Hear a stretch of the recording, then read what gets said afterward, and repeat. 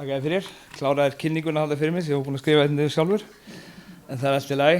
Eins og hún tók fram þá heiti Björn Guðmundsson og ég hef starfað og búið erlendis í tæp 20 ár.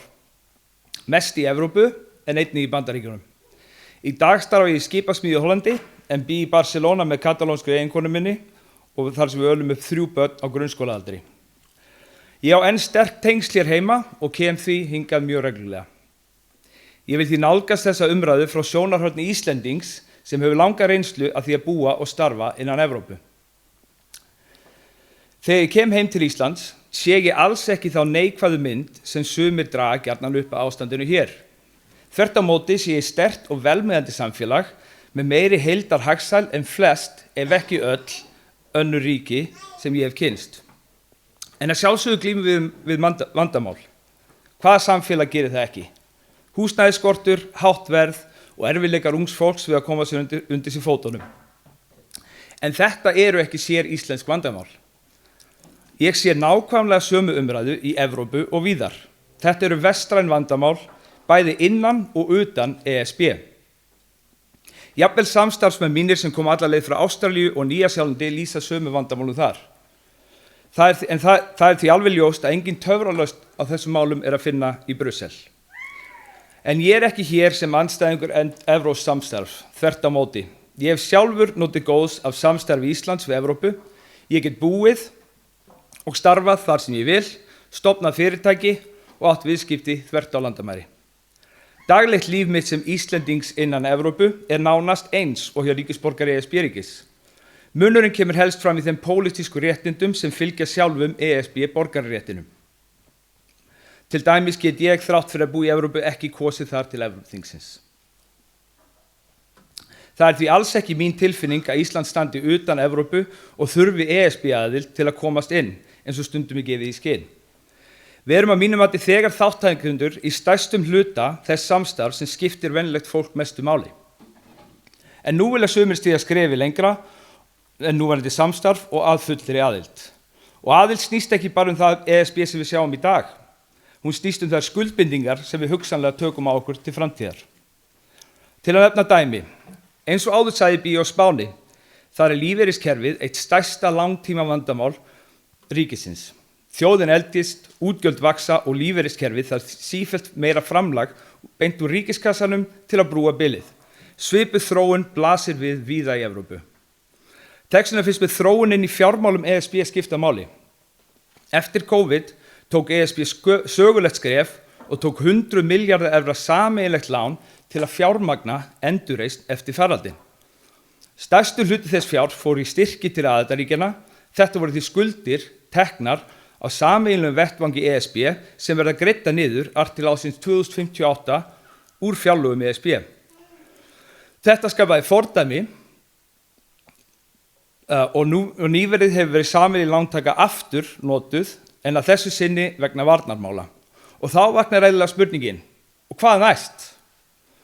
Á sama tíma benda spár til þess að lífeyrisútgjöld Spánar geti orðið 17% af landsframleiðslu árið 2070. Og til að útskýra betur þá er þetta ekki sjóðsafnakerfi eins og við þekkjum í Íslandi. Lífeyrir þeirra sem eru á eftirlaunum í dag eru mestu greiddur af fólkinu sem vinnur í dag. Og það sem upp á vandar, sem er sífellt hærri tala, kemur á ríkissjóði. Þetta gefur einhverja mynd af því vandamáli sem framundan er í ríkisfjármálum. Og ég get sagt ykkur með að yngra fólks og fólks á miðjum starfsaldri er raunveruleg ótti framtíð kerfisins.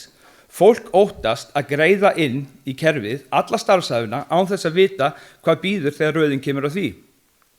Fyrr eða síðar mun þetta skapa gríðarlegan pólitískan þrýsting.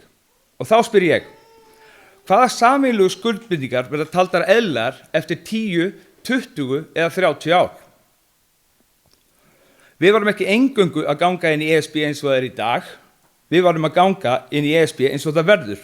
Og sem lítið ríki hefðum við takmarkað atkvæðavægi þegar stórar ákvarðanir eru teknar.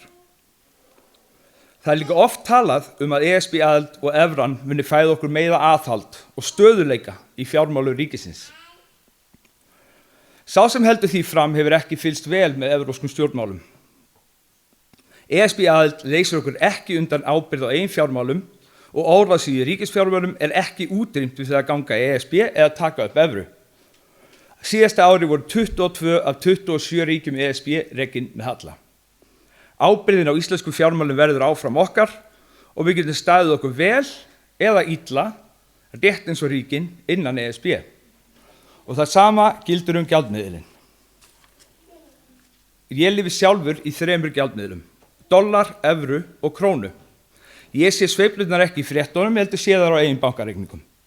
Sú mynd að krónan sé óstöðug en stóru gjaldmiðlarnir séu alltaf einhvers konar fasti, hún passar einfaldlega ekki við mína reynslu. Allir gjaldmiðlar sveiflast. Mér finnst undanfarin ár hefur krónan verið mun stöðugri en margir vilja gera sér grein fyrir. Mér finnst því miður að margir Íslendingar keppist oft við það að tala niður krónuna, en mín eigin reynsla af henni síðustu ári ekki slæm og reyndar hafa dollar og evra valdið mér meiri hugarangri á síðustu misserum en krónan. Og talandi dollarann. Ég starfa beggja vegna Atlantshafsins og hef sjálfur fundið fyrir miklum velvilja þar gagnvart Íslandi rétt eins og í Evrópu. Þess vegna tel ég eitt stærsta styrk Íslands vera stöðu okkar á milli Evrópu og Bandaríkjanna. Við höfum EES aðgang og aðgang að Evrópumarkaði. Við erum í NATO og höfum sterk tengsl vestur haf. Ég vil að við styrkjum þessa stöðu Íslands og nýtum stöðu okkar á milli Evrópu og Norður-Ameríku. Þess vegna finnst mér þessi umræða ekki snúast að kíkja í pakkan. Við vitum hvað ESB og það sem meira við getum séð hvernig það að þróast. Meiri sameiginleg stefna, meiri sameiginlegar skuldbindingar og meiri samþætting. Ég nýt góðs að evrópsku samstarfi daglega og vil að Ísland haldi áfram verið virkur þátttakandi því. Ísland hefur þetta góða stöðu, aðgang að Evrópu, eigin gjaldmiðil, eigin auðlindir og frelsi til að horfa bæði austur og vestur á eigin forsendum. Og þótt ég búi sjálfur í ESB-ríki og hafi eitt stórum hluta starfsæðunar í Evrópu, þá sé ég, þegar ég horfi til framtíðar barna minna, bjartari framtíð fyrir þau á Íslandi en í flestum ESB-ríkjum. Takk fyrir.